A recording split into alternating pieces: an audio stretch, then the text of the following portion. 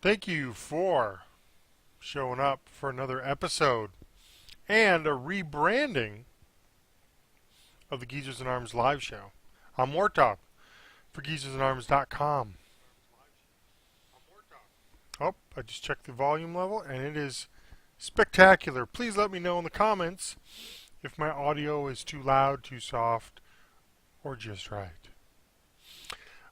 As I mentioned before, I'm kind of rebranding the show and kind of splitting it off because I know I ramble a lot when it comes to games, and I want to make this a little more precise type of video series that I run for our website. So this first part we're rolling with is still going to be about every 2 weeks or so, or when I've accumulated enough games that I've played to talk about to you guys out there. So this will be rebranded as the Geezer Game Show, where I talk about what I'm currently playing and what I'm looking forward to and or getting in the near future. So this will just be games, my opinion, my game experience on stuff that I played or stuff that I want to play. The second part of this video series that I'm splitting off from this, which was a little bit in the original one, is the Geezer gaming news. I'm splitting that off, so that's going to be its own video series, and that will be exclusively just news from the last several days up to a week ago. So I will talk about stuff that I see in the news, my opinion, my foresight, my comments about stuff that I see across the gaming media that matters to me, and probably more importantly matters to a lot of people on Geezers on our website. A lot of these stories will be stuff that myself or Kaz has posted on the site within the last week, but I just wanted to have a forum to verbally express my opinion of the news and maybe add a couple other news items that I deem important enough to talk about that can't really be done with putting in a couple sentences in the comments of the video. So, without further ado, let's get to episode 6 after the rebranding of the Geezer Game Show. I'm WatchDogs. Oh, I also want to start out with, yes, you may have noticed I got a new headset. This is a SteelSeries Siberia V2 version 2 headset. So far I love the thing to death. I did have a Turtle Beach X12 prior to this that I used a lot. This one is a dedicated PC headset. It's got a retractable microphone that goes back in the headset, so it'll just be a headset and not a big fat microphone if I deem necessary not to extend it out. This headset itself is a lot lighter than the Turtle Beach because, as you can see, it's got this kind of wire / steel frame that does most of the support for the headset, and there's this kind of, so I can show you here, this little flap above my bald head that just kind of lays on there and form fits. These are little metal steel cables, so I can point to them. Steel cables that flex to come to my big fat head. So it is super light. These are 50-inch diameter speakers, and I have this whole headset hooked up to a free copy of the Razer Virtual 7.1 Surround. What that does, it creates a additional sound device, if you want to call it that, or a virtual sound device inside of Windows. So you select that as your main playback option, and it will give you a simulated 7.1 surround in any, I believe, any stereo headset you throw into it, you plug into it. So that is awesome. So if you have a stereo headset, please check out the Razer software. I forget, let me look at my I got it running here. The Razer Synapse 2.0 configurator, and you have to log in with a free account. I just use my email address, and yeah, it just runs in the background, and it sounds significantly better in a Battlefield game and a Call of Duty game and a lot of other games I've tested out with than just straight stereo. So check it out. It is all free, and it should be awesome. Okay, on to the show. Currently, what I am playing tonight, or had played, we'll set that up. What I have played, or currently playing, number one is Dead Space 3. The last episode I talked about Crysis 3, that I had never played it, and had a humble bundle that had a whole bunch of Origin games. Played Crysis 3, completed that. That was a decent game. Dead Space 3 was one of the humble bundle Origin games. I played that. I think last week I just kind of marathon the thing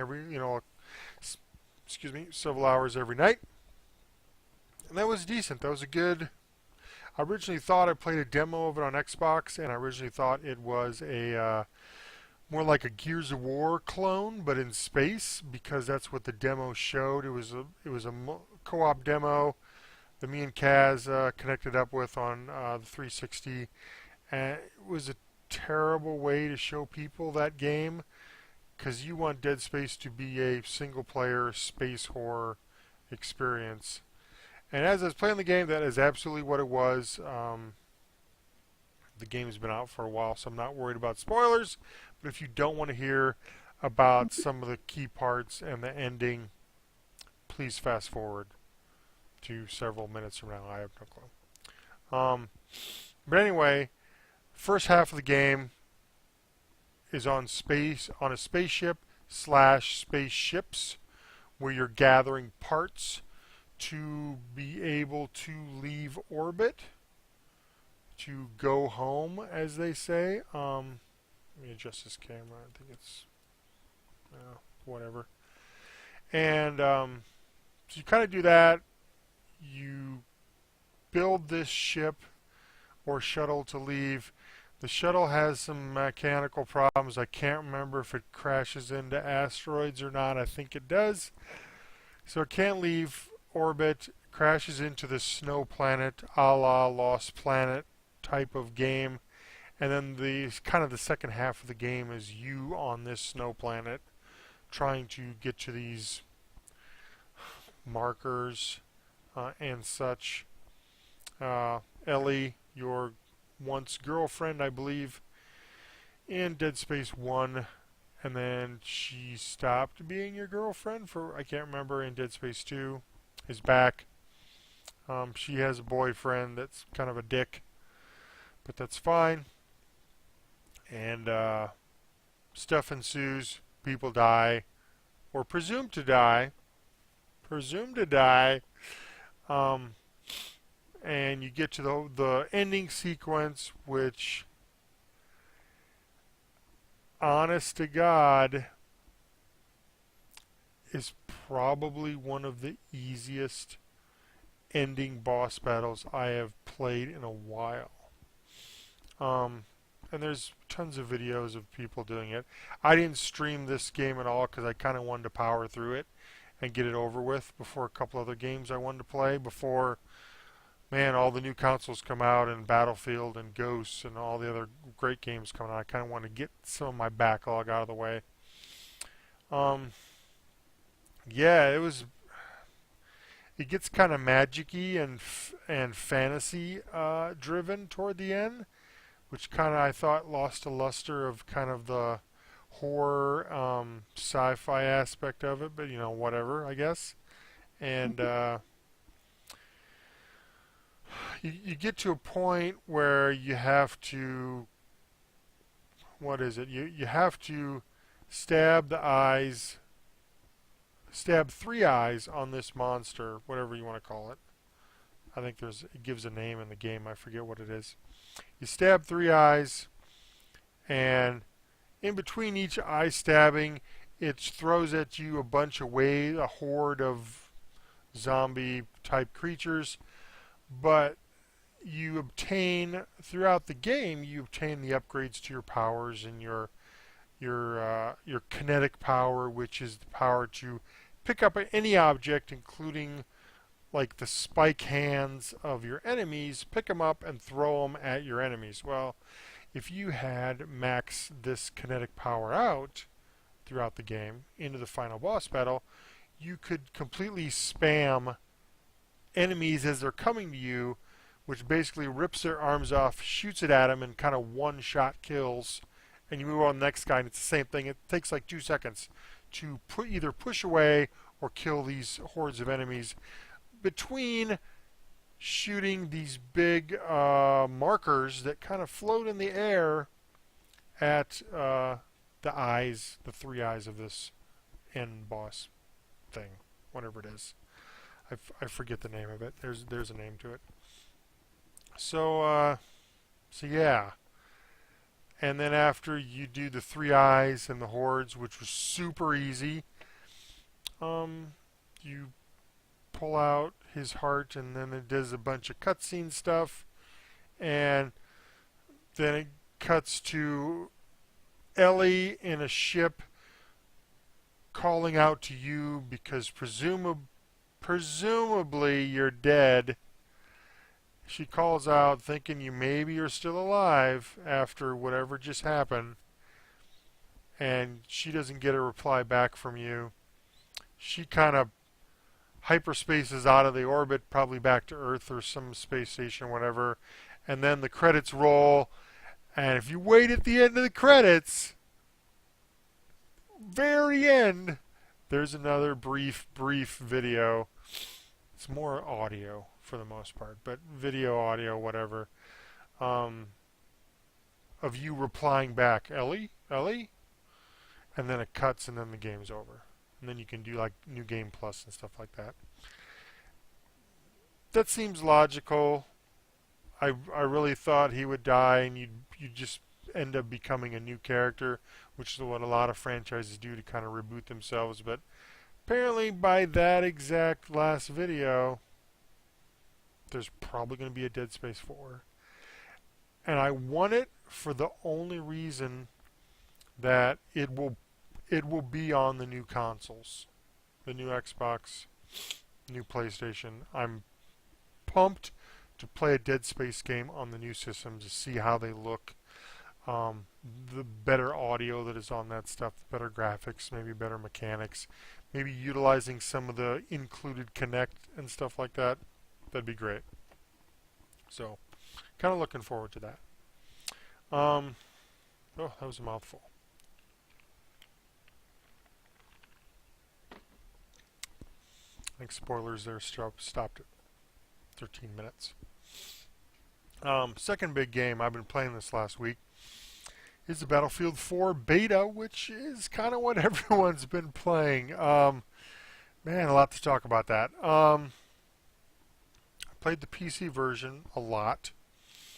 I did play the 360 version because I wanted to see a comparison. First of all, as you know, the 360 version looks terrible. I know it's a beta. I am taking that into consideration, and so should you. I am certain it will look better in the final product. I know for a fact, which I will talk on my episode of Geezer Gaming News, that like Battlefield 3 that had a required amount of install. No, it was a required amount of install, I thought, and then no, I know what it was. Sorry. It was an optional HD texture install that if you didn't do it, the game still played fine, but the textures and graphics and stuff looked like shit. So it was an optional install. I think I remember it was like 6 gig, but it made the game look a lot better. So, well, apparently this time around, I'll get to it in the news video as well. It's a 2 gig required install for a 360, and also a optional 15 gig. Half of that 15 is for multiplayer, half is for single player, and it makes everything look and run a lot better. So get ready for that, 360 owners, because PS3 obviously doesn't have that because it's all in Blu-ray, and they may still have a optional install. But yeah, 360 kind of getting the shaft a little bit on a lot of recent games, like GTA 5, where there was, if I remember correctly, there was required like 6 gig install right when I got the game at midnight. So I'm like, well, I'll do something else or do whatever at midnight trying to get this install done. But that's just the way the 360s will be working going forward. The last handful of games that come out on the next couple years, but yeah, unavoidable. But anyway, back to the beta talk, because I got a lot to talk about on this. Got a lot of games I play. Back to the beta talk. On the PC side, initially it was choppy and laggy, even though my ping did not reflect that. The NVIDIA, which I do run an NVIDIA graphics card, did release beta drivers that did help it significantly, so that's good. So yeah, that helped out. That was mostly to make it run smooth for the most part. Graphics wise, it looked great. It was at the very least on par with Battlefield 3, whether it's the beta that I played of Battlefield 3, which, if everyone remembers, that was the really, really bad, choppy, laggy Metro beta that they never fixed. So it was, for the whole time, it was almost unplayable. That was had to be the worst beta publicly released ever that I've played. Is on a major game. It's terrible. But anyway, this one was not that. After you did the patch and stuff like that, I did this one map, one game mode initially, Siege of Shanghai, where you're in kind of a harbor in Shanghai. You had a huge skyscraper in the very center, and you had, on a 64-player map, you had 3 spawn points on either side. One for your team, one for the enemy team. And on a classic Conquest game mode that came with it, that's pretty much what it was. As people have seen in the videos on the internet, and I posted some videos myself on geezersandarms.com of me in various vantage points and locales staring at the skyscraper as it came down. The last one I posted was of me standing at the very, very, very base of the skyscraper, looking straight up and having it totally fall on top of my dumb face. So that was a good video. But yeah, to take out the skyscraper, there were 4 main cement pillars, support pillars, in the very front of the building, facing the bay, the water bay or whatever, the bay. And if you did C4, rockets, tank rounds, missiles, whatever, and took out all 4 of those, then it took about 5 to 7 seconds or so before the whole building starts coming down. It kind of starts leaning and stops a little bit like this, and then it crumbles again kind of into the bay. And then the spawn point that was on the very top of the skyscraper, which you could access either by parachuting on top or taking an elevator all the way to the top. The spawn point was then on the ground right next to the water at the kind of the end of the debris from the skyscraper. And when that did fall, the skyscraper did fall on the map, it kind of coated the whole map in a very thick soot or dust that was on everything. Sadly, it gave me feelings of, hey, that's exactly kind of what I saw after the Twin Towers fell in New York, where there was just heavy, thick soot on everything on the map, and there was dirt and dust in the air. That's exactly what happens in this particular map, where it's nice and clear before that skyscraper comes down. When it comes down, everything's kind of nasty and messy. So that was super cool to hear.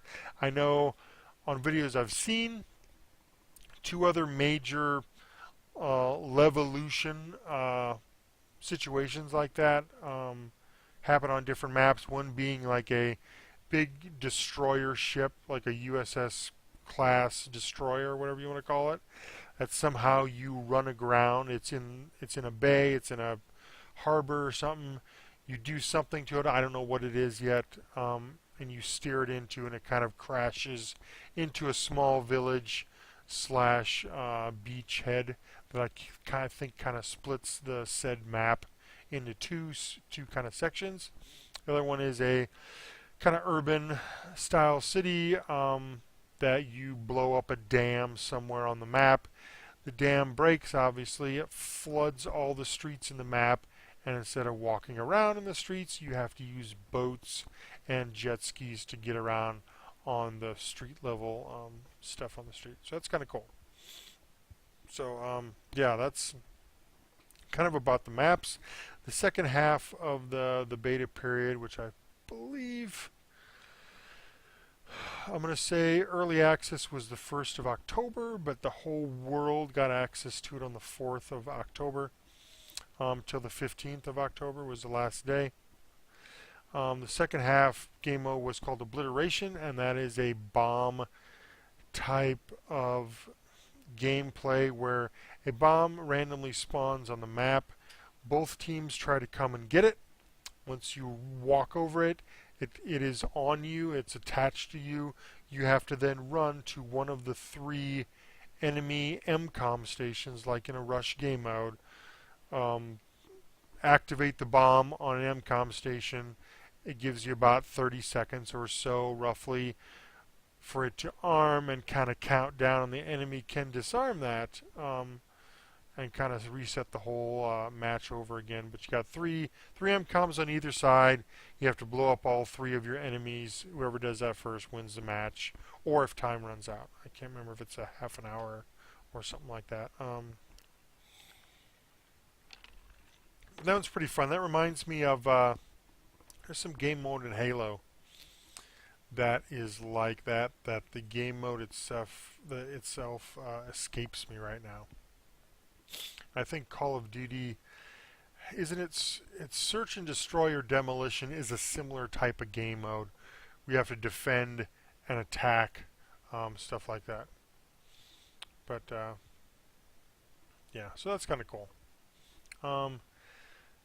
And kind of the other features that are in there that I've noticed are different than Battlefield 3 is when you're looking at the map window as if you're ready to spawn in on a squad mate, on a spawn point, a set spawn point.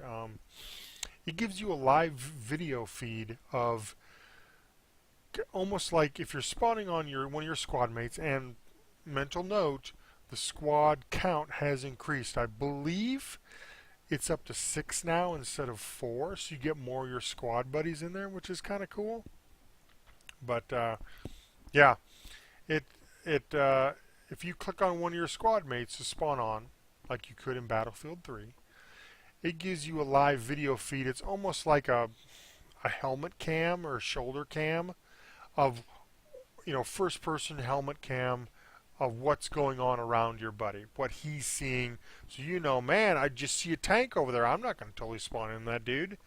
Because if you're not in the same TeamSpeak or Mumble or Ventrilla, or you're not in-game doing voice over IP, you're never going to know that. You spawn in, go up, he was under fire the whole time, but you never saw it. Well, now you can, which is a great feature I like. Also, if you spawn on one of your kind of conquest points that you have captured, it will show you kind of a security camera feed of the area around that spawn point. So hey, I see 2 enemy guys in there. I know where they're at for the most part. I see a tank roll up in there, or I see some of my guys in there. Stuff like where they're at. So when you spawn in, wherever you spawn in at, you kind of have an idea where to go to kill these guys, to hide, what have you. So I loved that to death.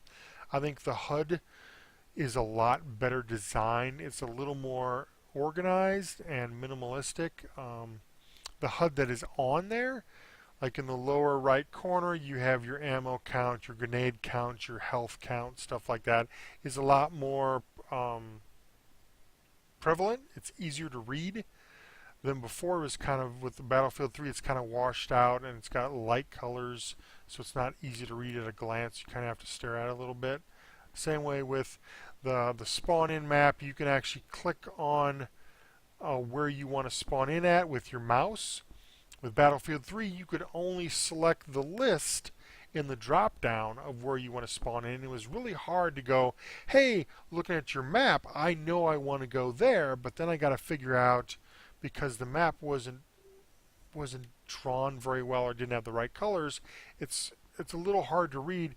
That's point A, and then I got to go over here and see if point A is active and select it over here instead of just selecting it free will on the map. So that's a huge updating design that I completely love. And probably the other big thing is the recon class, the sniper class, has C4 now, which is odd because that was usually reserved for the engineer class. Kind of makes the recon class a little more usable, where you can get up and close on some of the tanks. So that's kind of nice. But yeah, it's kind of the major thing we're going to do with that. So that's kind of awesome. And also, which we have announced this last week on our website, Geezers and Arms does have a Battlefield 4 server pre-ordered. It's ranked. It's a 66 player server, meaning 64 regular players and spots for 2 of the commanders on either side of the team. So that will be up and running on launch day for you guys to come check out. We'll have the IP address and naming convention of the server finalized by launch day. Please check out. We're going to have a nice banner at the middle top of our website to let you know IP address and port number and the name of the server, but you'll easily be able to find it if you search for Geezers and Arms when you're searching for browsers or servers in your Battlefield 4 game. So that's nice.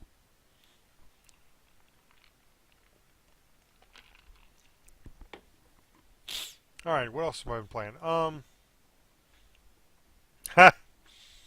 Assassin's Creed 2. I started playing that a while back because that was one of the free games with Xbox Gold. Since they started doing that I think they announced it at E3 this year, that twice a month they will be rotating in and out a free full game, no DLC attached, just the original game, if you have an Xbox Gold account. Similar to some respects what PlayStation Plus stuff does right now, where the first half of the month will be one game. You have obviously 2 weeks from like the 1st to the 15th of the month to grab and download the free game. Second half of the month from like the 16th till the end of the month, you have a second half. So Assassin's Creed 2 was one of them.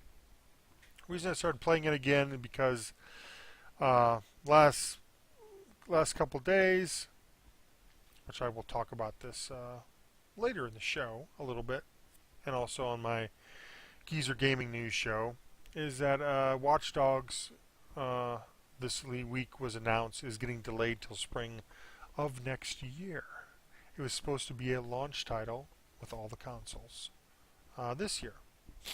So because of that, I had to replace or find a new game to go on my Xbox One launch day games that I pre-ordered. I have Call of Duty Ghosts, which is good to go, safe bet. But I had to find a replacement for WatchDogs, so I was kind of debating whether it was going to be Battlefield 4 or Assassin's Creed 4. I've been catching up on videos. I love Battlefield 4 to death. I think it is a better game to play on the PC for a lot of reasons that you people may or may not know about. It's just a better, other than better looking game, is a better controlling game on the PC. It is built for the PC first.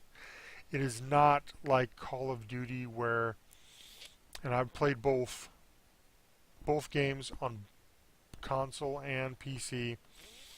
Call of Duty Ghosts, or any Call of Duty game, better translates on the console, and I would say it is equal in what you can do control-wise, speed-wise, stuff like that on the PC as well.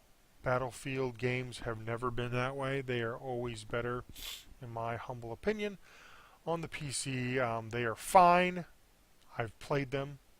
I played a little bit of them last night on the PS3. They're just not, it's not the snappiness that you need in a Battlefield game when shit's exploding all around you. But anyway, I'm trying to decide between the two games, and I officially went with Assassin's Creed 4 because I wanted a replacement for WatchDogs, which was mainly a single-player game, and I wanted the same big, huge open-world experience on launch day from a game, and Assassin's Creed is probably the closest thing. And I enjoyed myself last night playing Assassin's Creed 2, so I'm trying to get myself used to that control scheme again. Prior Assassin's Creed games have not been that great for me for a lot of reasons, but I'm giving this another go because it's a brand new setting. I was super bored of the Revolutionary era in Assassin's Creed 3 amongst other gameplay mechanics, but this seems like a way better thing, and I like the open Caribbean setting a lot better, and I like pirates.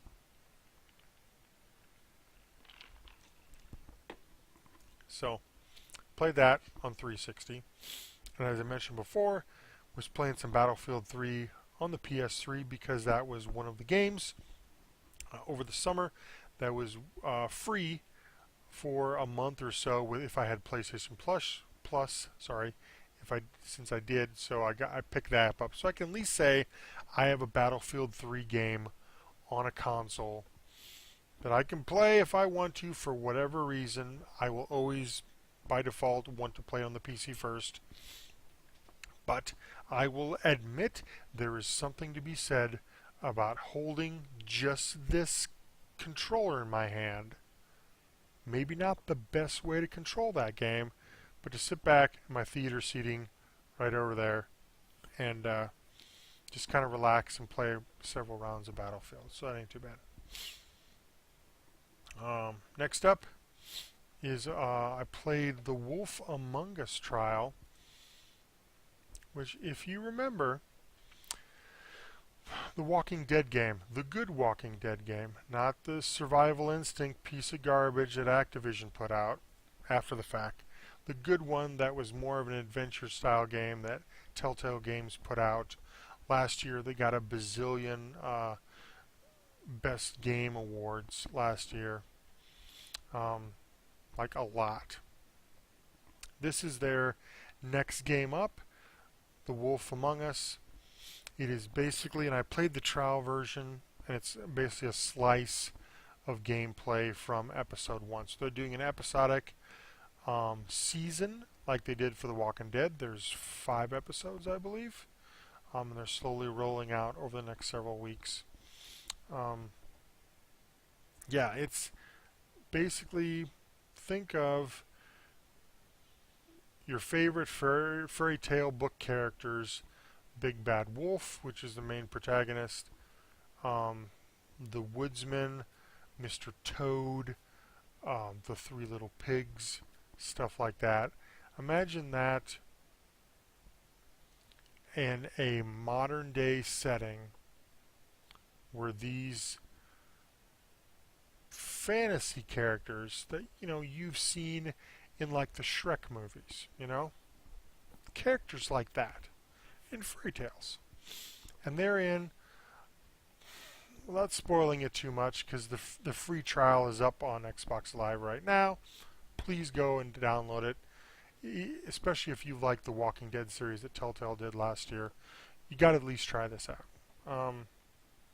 But it's basically, you put all these fairy tale characters in the real world, and you let them swear like a sailor and potentially kill each other in the real world. And you're the big bad wolf. You are the cop. Sorry, I'm using a lot of air quotes. You are the cop who has to keep peace among all these fairy tale characters that live in this one section of whatever city they're in. Might be New York. Looks like New York. I don't know. It's as soon as I heard Mr. Toad drop the F-bomb for the first time, I'm like, whoa! You don't see that all the time. And they're like actively trying. There are parts they were actively fighting and trying to kill each other, as you will see in the trial. That was nut. That was weird, and I've never seen that before. So that series may intrigue me enough to play it out, or at least I will maybe wait till all 5 episodes are out, so I can buy it on disc at a discounted price. Maybe, I don't know. I might do that.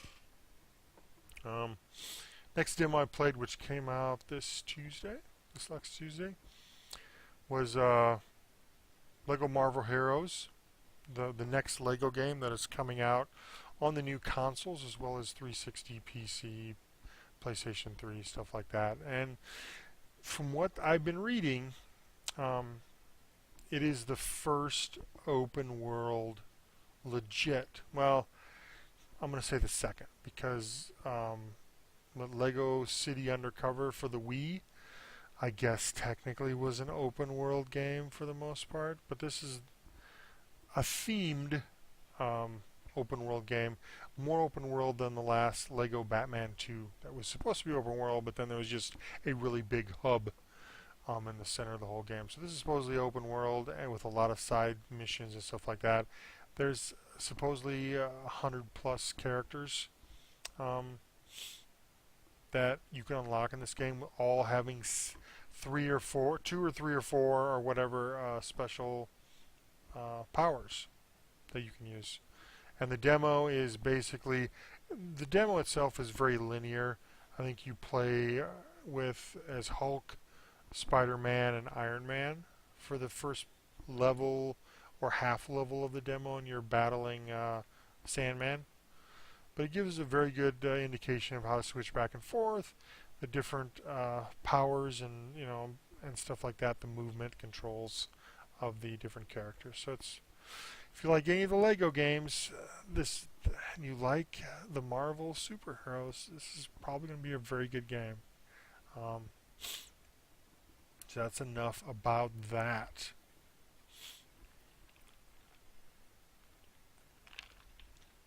Next game that I started playing, which was the last game this week, I think it was Wednesday?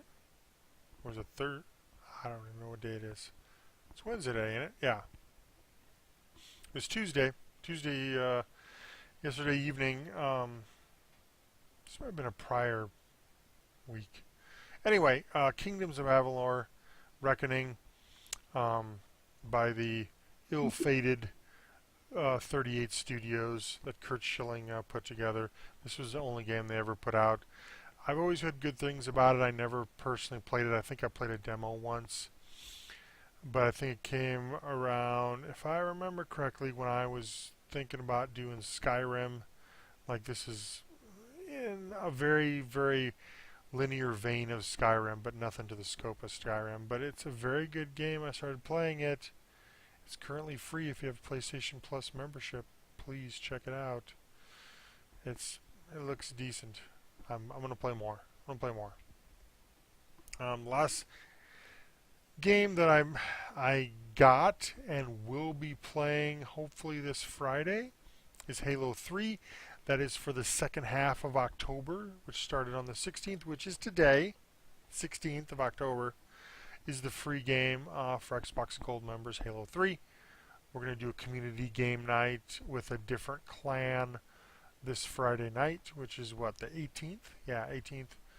We're just going to run a bunch of maps on good old Halo 3. So catch it. It's only available to the end of the month for free.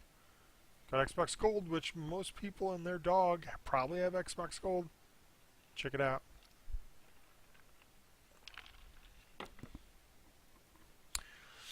Now we get to a shorter list.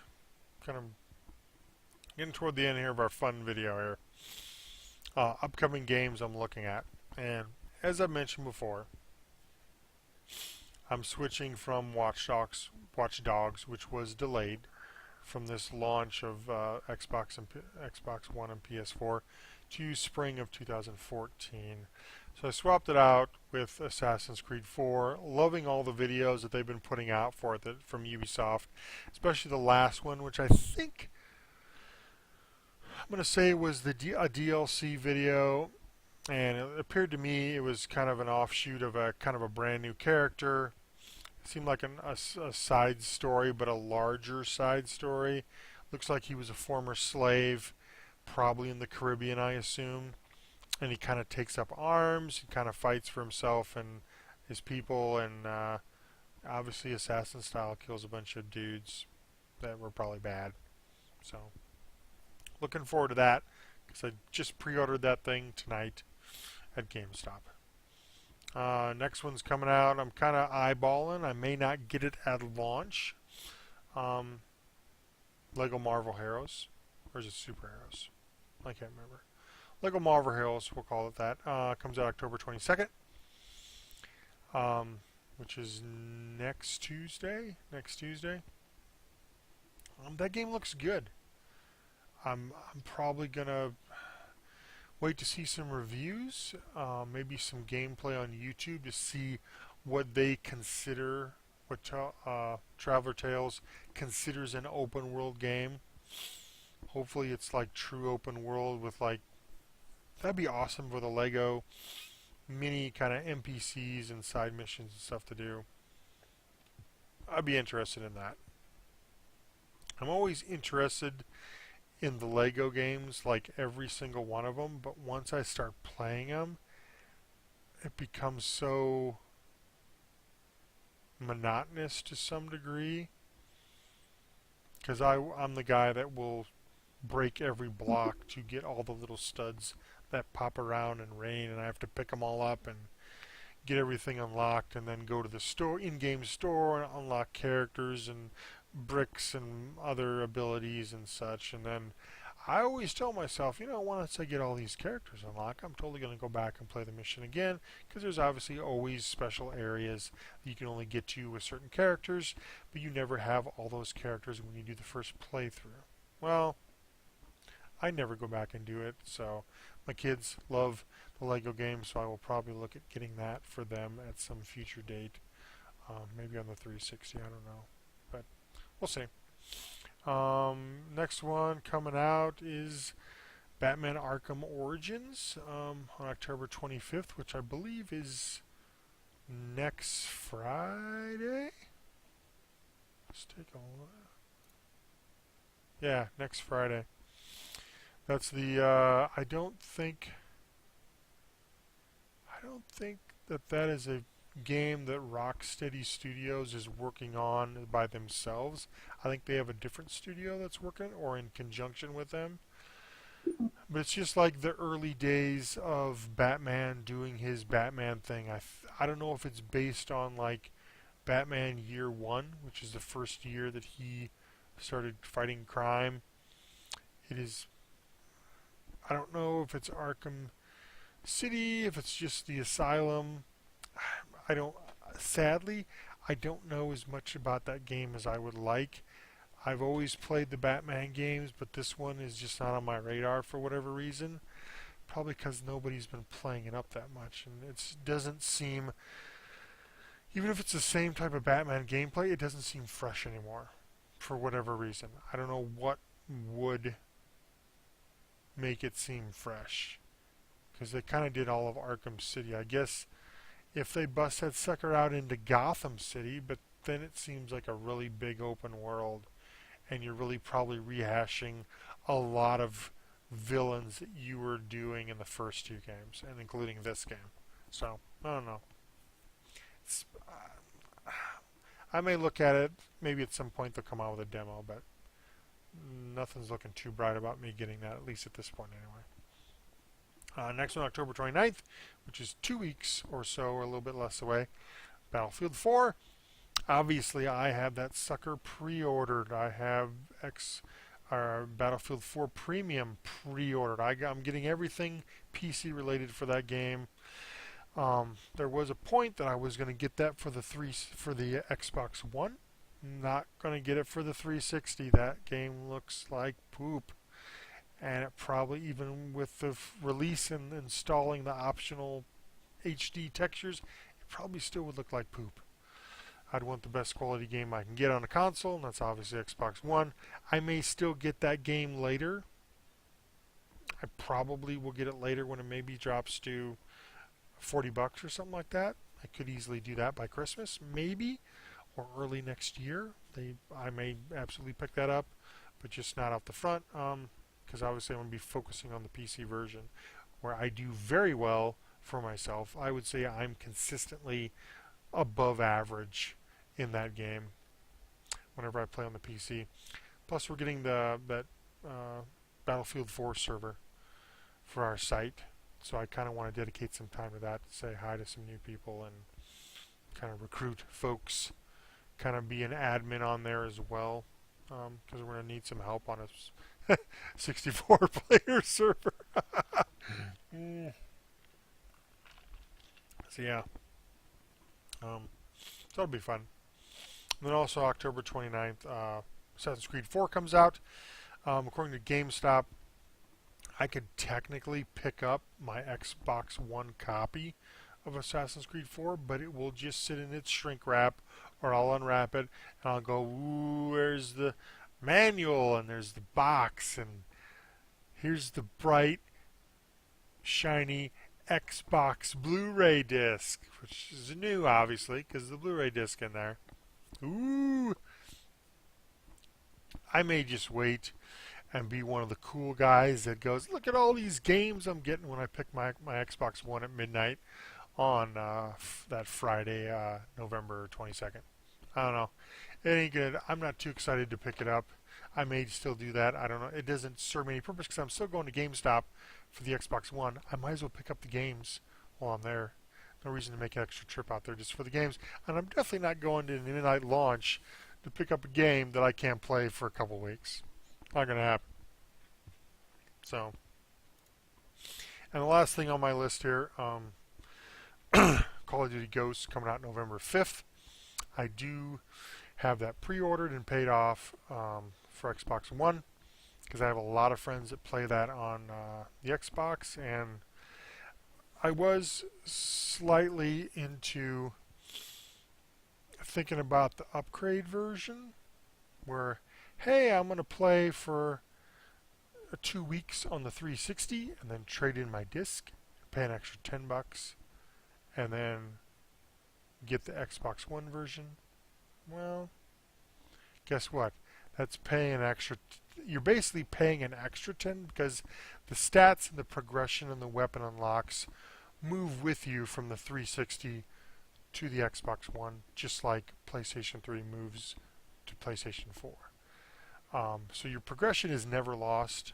A lot of games are doing that this year. I think Battlefield 4 is doing that as well. But you are essentially paying $10 more to play on launch day for 2 weeks.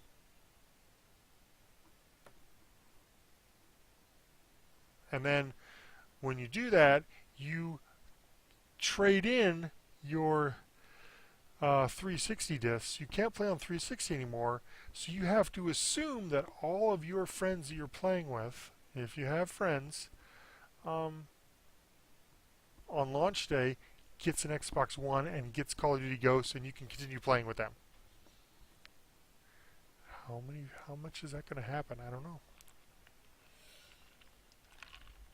But I don't know. That's kind of what I've been playing and what I'm looking forward to in the coming month or so. Thanks for watching. Let me know in the comments how you like this new video series. I kind of wanted to. I wanted to talk more about the news because I knew this game stuff was good.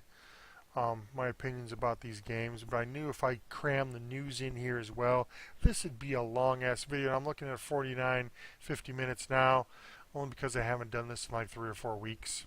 Thank you, Battlefield 4 Beta and Dead Space 3. So this should be a lot. This video will be shorter going on if I plan it every 2 weeks or so. There won't be that many. There won't be as many games on it if I do a 2-week cycle, which I plan on doing.